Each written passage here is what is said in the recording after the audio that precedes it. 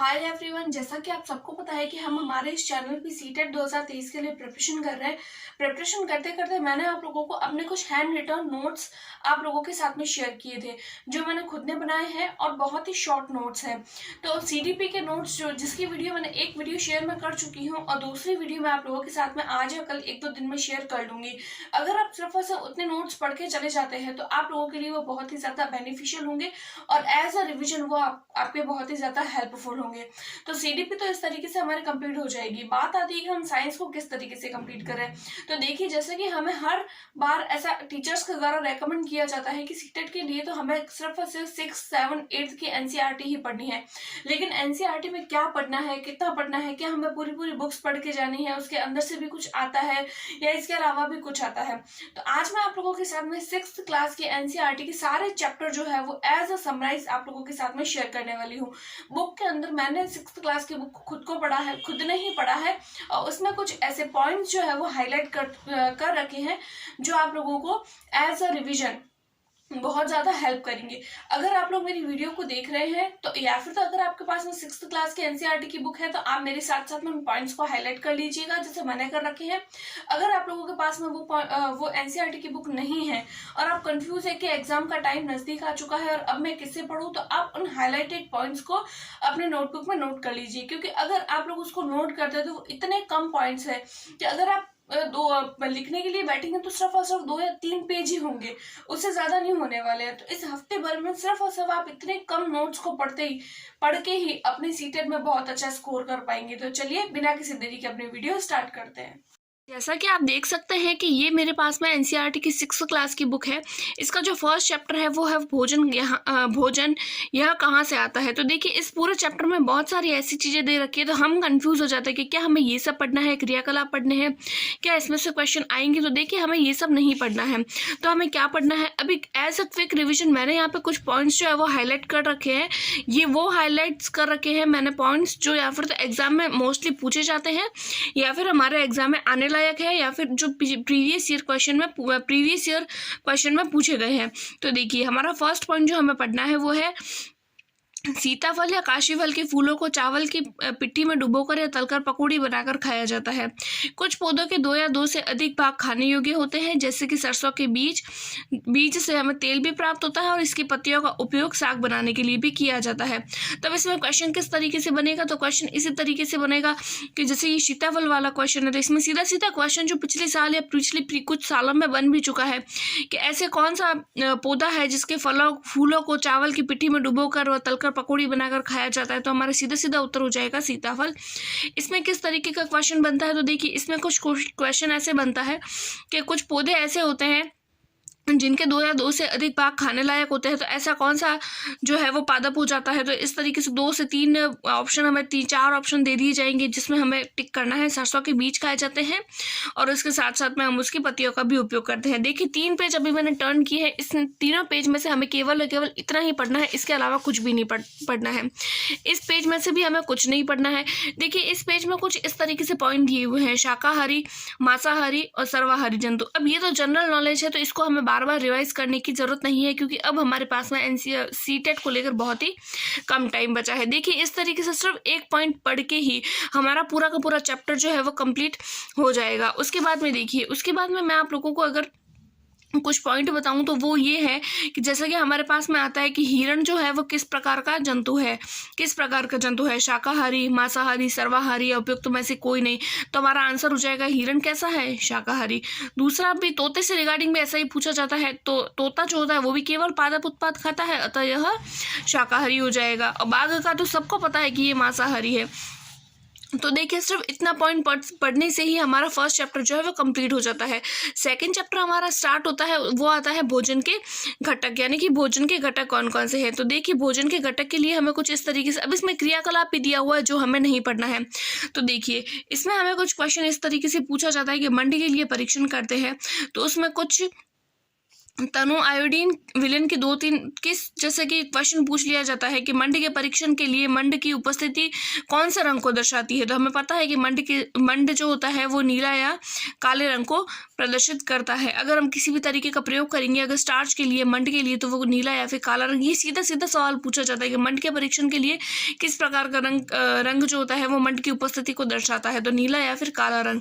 इसके अलावा हमें इसमें से कुछ भी नहीं पढ़ना है। देखिए ये वो पॉइंट्स है जो पहले पूछे जाते थे, लेकिन आज के टाइम पे इस तरीके के सवाल नहीं आते हैं। मैंने ये काफ़ी टाइम पहले हाईलाइट कर रखे थे। अगला हमारा जो इम्पोर्टेंट जो टॉपिक आता है वो आती है, इम्पोर्टेंट लाइन जो है वो है बैंगनी रंग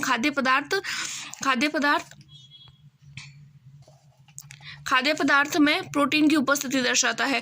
तो देखिए इसमें भी सीधा सीधा सवाल बन जाएगा कि प्रोटीन की उपस्थिति जो होती है वो किस तरीके का रंग दर्शाती है, तो वो बैंगनी रंग दर्शाती है। एकदम सिंपल और सीधे सीधे सवाल जो है वो हमारे पूछे जाते हैं। दूसरा आता है कि ये वाला पॉइंट, के कार्बोहाइड्रेट की तुलना में वसा की समान मात्रा से हमें अधिक ऊर्जा प्राप्त होती है, यानी कि इसमें ये पूछा गया है। ये लैंग्वेज थोड़ी टफ लग रही थी इसलिए मैंने इसको ईजी बना दिया है। देखिए वसा जो होती है वो हमें अधिक ऊर्जा देती है, कार्बोहाइड्रेट जो होती है वो हमें कम ऊर्जा देती है। यानी कि अगर कोई भी 4 ऑप्शन दे दिए जाए जिसमें पूछा जाए कि इन चारों में से सर्वाधिक वसा हमें कहाँ से मिलती है, तो जिस सर्वाधिक ऊर्जा हमें कहाँ से मिलती है, तो देखिए जहाँ जिससे खाद्य पदार्थ में वसा ज़्यादा होगी तो वहीं से ही हमें ऊर्जा ज़्यादा मिलेगी। उसके बाद में हमसे ये पूछा जाता है कि ऊर्जा देने वाले भोजन पदार्थ कौन कौन से हैं, तो सबसे पहला तो आ जाता है वसा जिसमें सर्वाधिक होती है, और दूसरा आता है कार्बोहाइड्रेट। तो 2 ही होते हैं जिनसे हमें जो है वो एनर्जी मिलती है। उसके बाद में देखिए इस चैप्टर में हमारा जो नया टॉपिक आता है या नई लाइन आती है वो होता है ये, जैसे हमें पूछ लिया जाता है कि शरीर की वृद्धि और स्वस्थ रहने के लिए किसकी आवश्यकता होती है, तो सिंपल हो जाएगा कि प्रोटीन की आवश्यकता होती है। इसीलिए प्रोटीन युक्त भोजन जो होता है उसको शरीर वर्धक भोजन भी कहते हैं। अगला आता है विटामिन रोगों से हमारे शरीर की रक्षा करते हैं। सीधा सीधा क्वेश्चन पूछा जाता है कि हमारे शरीर की रक्षा के लिए किसकी जरूरत होती है, विटामिन की, प्रोटीन की, कार्बोहाइड्रेट की या वसा की, तो इसका सीधा उत्तर बन जाएगा विटामिन की। और हमारे आंख, अस्थियों, दांत और मसूड़ों को स्वस्थ रखने में भी विटामिन ही हमारी सहायता करते हैं। उसके बाद में हमारा इस चैप्टर में जो नया जो चीज़ आती है वो ये आती है कि वृक्षांश हमारे शरीर को कोई पोषक प्रदान करते हैं, फिर भी यह हमारे भोजन का आवश्यक अवयव होता है और इसका आयतन बढ़ा देते हैं, भोजन का आयतन ये बढ़ा देते हैं। वृक्षांश बिना पचे भोजन को बाहर निकालने में हमारे शरीर की सहायता करता है। तो इसमें किस तरीके का क्वेश्चन पूछा जाता है, तो इसमें देखिए कुछ पॉइंट्स दे दिए जाते हैं, फिर पूछा जाता है कि वृक्षांश से रिगार्डिंग कौन सी बात सही है या वृक्षांश से रिगार्डिंग कौन सी बात गलत है। तो इन 4 पॉइंट में से ही हमें पूछा जाएगा। अगर हमें ये सिर्फ 4 लाइन याद है तो हम वृक्षांश से रिगार्डिंग 100% कोई क्वेश्चन गलत नहीं करेंगे। तो देखिए इस तरीके से इस चैप्टर में हमें यही पढ़ना है। अगला अगर मैं आप लोगों को बताऊं इस चैप्टर में हमें क्या पढ़ना है, तो देखिए अगला हमें पूछा जाता है कि पकाने से विटामिन सी आसानी से गर्मी से नष्ट हो जाते हैं। अब हमसे क्वेश्चन पूछा जाएगा कि ऐसा कौन सा विटामिन है जो गर्म करने पर आसानी से नष्ट हो जाता है, तो वो होता है विटामिन सी। देखिए मैं जो कुछ भी बोल रही हूँ उसको आप अपने नोटबुक में नोट कर लीजिए, क्योंकि यही वो क्वेश्चन है जो 100% आपकी सीटेट के एग्जाम में बहुत ज़्यादा हेल्पफुल होने वाले हैं। और अगर आप लोग इसके हैंड रिटन नोट्स बनाएंगे तो आपके 2 या 3 पेजेस से ज़्यादा नहीं बनेंगे, क्योंकि ये बुक है देखिए बुक में तो इतना सारा दे रखा होता है, एग्जाम टाइम में इन सब का रिवीजन करना आसान नहीं होता है। तो अगर हम इस तरीके से कुछ पॉइंट्स को लिख लें या हाईलाइट कर लें तो हमारे लिए वो चीज़ें आसान बन जाती है। तो इस तरीके से देखिए कुछ इतने से ही टॉपिक पढ़ने से हमारी या किसी ही लाइनें पढ़ने से हमारा पूरा चैप्टर कंप्लीट हो जाता है। उसके बाद में देखिए आप लोगों को ये सारणी भी याद रखनी है। इस टेबल में कुछ रोग दिए हुए हैं और रोगों के लक्षण और कुछ उससे रिगार्डिंग जो है वो रोग दिए हुए हैं। कुछ विटामिन, जैसे विटामिन ए की कमी से हमें रतौंधी हो जाता है, बी से बेरी, सी से स्कर्वी, डी से रिकेट्स, कैल्शियम से अस्थियां और दंतक्षय हो जाता है, आयोडीन से घेंगा रोग हो जाता है, लोहे से अरक्तता हो जाती है। अगर आप लोग इस सारणी को सर सरसरी नज़र से देखेंगे या 2-3 बार रिवाइज करेंगे तो आपके कंप्लीट जो है वो ये वाला चैप्टर भी आपके कंप्लीट हो जाएगा। देखिए अगला हम चलते हैं अपने नेक्स्ट चैप्टर की ओर। तो नेक्स्ट चैप्टर है तंतु से कपास तक। तो देखिए इस चैप्टर में हमसे क्या पूछा जाता है, तो इस चैप्टर में हमसे यही पूछा जाता है कि सबसे पहले तो देखिए सबसे पहले हमें ये पूछा जाता है कि तागे की तरह दिखाई देने वाली जो पतली लड़ियां होती है, जो और अधिक पतली लड़ियां होती है वो क्या कहलाती है, तो वो तंतु। देखिए तंतु की परिभाषा नहीं पूछी जाती है, तो इस तरीके की चीज़ें हमें एग्जाम में नहीं पढ़नी है, क्योंकि हमें स्मार्ट स्टडी करनी है और कम टाइम में अच्छा स्कोर करना है। दूसरा हमारा पॉइंट आता है कुछ वस्त्र जैसे सूती, जूट, रेशमी और ऊनी के तंतु पादपों और जंतुओं से प्राप्त होते हैं। इन्हें प्राकृतिक तंतु कहते हैं। अब देखिए ये क्वेश्चन आपसे पूछा जा सकता है कि निम्न में से प्राकृतिक तंतु कौन सा है। फिर कुछ ऑप्शन दे दिए जाएंगे जिसके अंदर ये भी ऑप्शन दे दिया जाएगा, तो आपको सीधा सीधा आंसर लगा देना है कि रुई और जूट जो है वो प्राकृतिक तंतु होते हैं। दूसरा आता है हमारा ये कि रेशम तंतु कहाँ से प्राप्त होता है, तो रेशम तंतु जो होता है वो रेशम कीट कोकून से प्राप्त होता है। उसके बाद में देखिए जो प्राकृतिक तंतु होते हैं उसके कुछ उदाहरण दो है हमारे पास में, एक रुई और जूट तो संश्लेषित होते हैं, उसके भी कुछ उदाहरण होंगे, तो उसके कुछ उदाहरण है पॉलिस्टर, नायलॉन और एक्रिलिक। इसके अलावा हमें कुछ भी नहीं पढ़ना है प्राकृतिक और जो हमारे संश्लिष्ट तंतु होते हैं उनमें से। अगला हमारा जो देखते हैं, देखिए ये चैप्टर थोड़ा सा लेंथी हो जाता है क्योंकि इसमें बहुत सारी छोटी छोटी चीज़ें होती है। उसके बाद में आता है कपास के पौधे के लिए किस प्रकार की मृदा की आवश्यकता होती है। ये वाला क्वेश्चन न जाने कितनी बार पूछा गया है और न जाने कितनी बार आगे भी पूछा जाएगा। तो देखिए कपास के पौधे कहाँ उगाए जाते हैं, जहाँ की मृदा काली होती है और जलवायु उष्ण यानी कि गर्म इलाका होता है, वहाँ पर कपास की खेती की जाती है। उसके बाद में आता है जूट से रिगार्डिंग क्वेश्चन। देखिए जूट जो है वो पूरा ही इंपॉर्टेंट है। देखिए पटसन तंतु को पटसन पादप के तने से ही प्राप्त किया जाता है। पटसन पादप के तने से ही प्राप्त किया जाता है। भारत में इसकी खेती जो है वो वर्षा ऋतु में होती है। भारत में पटसन को प्रमुख रूप से पश्चिम बंगाल, देखिए ये क्वेश्चन पूछा जाता है कि भारत में पटसन या जूट की खेती जो है वो किस ऋतु में की जाती है, तो वर्षा ऋतु में। सेकंड क्वेश्चन ये आता है कि भारत में पटसन को कहाँ कहाँ उगाया जाता है। फिर आप लोगों को कुछ 3-4 राज्य दे दिए जाएंगे, तो आप लोगों को सीधा सीधा पता होना चाहिए कि पश्चिम बंगाल, बिहार, असम और ये। अब देखिए इसमें होता क्या है, इसमें होता है पटसन पादप को पुष्पन अवस्था में काटते हैं।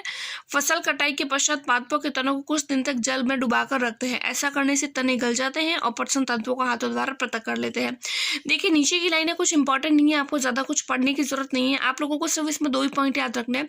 फर्स्ट पॉइंट हो जाता है हमारा कि भारत में इसकी खेती जो है वो वर्षा ऋतु में की जाती है, और दूसरा आता है पश्चिम बंगाल, बिहार और असम में उगाया जाता है।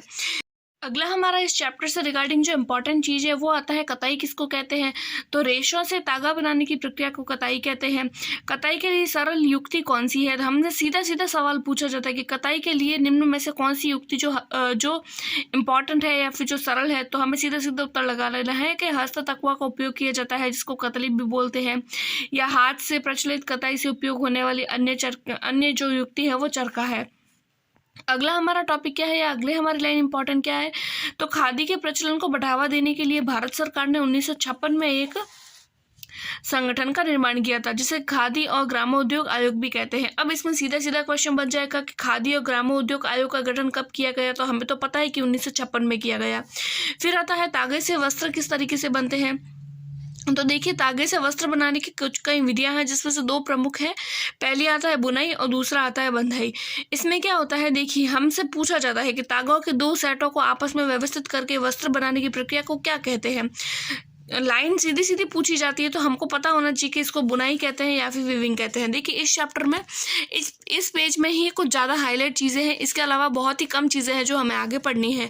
उसके बाद में हमारा ये चैप्टर भी कंप्लीट हो जाएगा।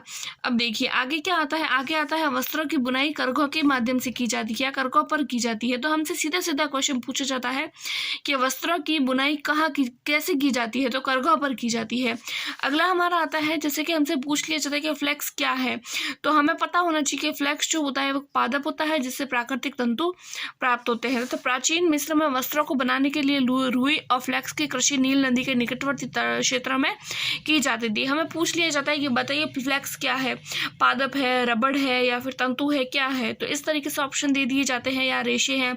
इस तरीके से 3-4 ऑप्शन दे दिए जाते हैं। तो हमें पता होना चाहिए कि फ्लेक्स एक पादप है जिससे प्राकृतिक तंतु प्राप्त होता है। या फिर हमसे अगला क्वेश्चन पूछ लिया जाता है कि रूस में या फिर मिस्र में वस्त्रों को बनाने के लिए किसकी खेती की जाती है, किस नदी के तट पर की जाती है, तो हमको पता है कि रुई और फ्लेक्स की खेती की जाती है और नील नदी के तट पर की जाती है। तो हमें इस चैप्टर में सिर्फ और सिर्फ इतनी ही चीज़ें पढ़नी है। अगर आप लोग ये चीज़ें पढ़ रहे हैं तो प्लीज़ आप इसको अपनी नोटबुक में नोट कर लीजिए, जो आप लोगों को क्विक रिविजन में बहुत ज़्यादा हेल्प करेगी। देखिए मैं आप लोगों को आज की वीडियो में सिर्फ 3 चैप्टर ही करा पाऊंगी। अगर आप लोग इन 3 चैप्टर के भी रिवीजन कर लेते हैं या 3 चैप्टर में से अगर नोट्स बना लेते हैं तो 100% आपके आधे अपॉन पेज से ज़्यादा नहीं होंगे।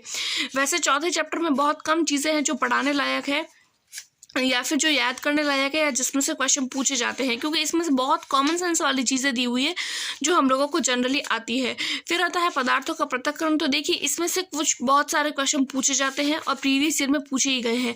इसके लिए मैं अगली वीडियो में आप लोगों को बताऊंगी। मैं 5th चैप्टर से स्टार्ट करूंगी, क्योंकि आज की वीडियो वैसे भी बहुत ज़्यादा लंबी हो चुकी है और करी तो ये और ज़्यादा लंबी हो जाएगी। क्विक रिविजन के लिए है, इसीलिए मैं चाहती हूँ कि ये वीडियो शॉर्ट बने। होप सो आपको मेरी ये वीडियो पसंद आई होगी। मिलते हैं अगली वीडियो में, तब तक के लिए टेक केयर, बाय बाय।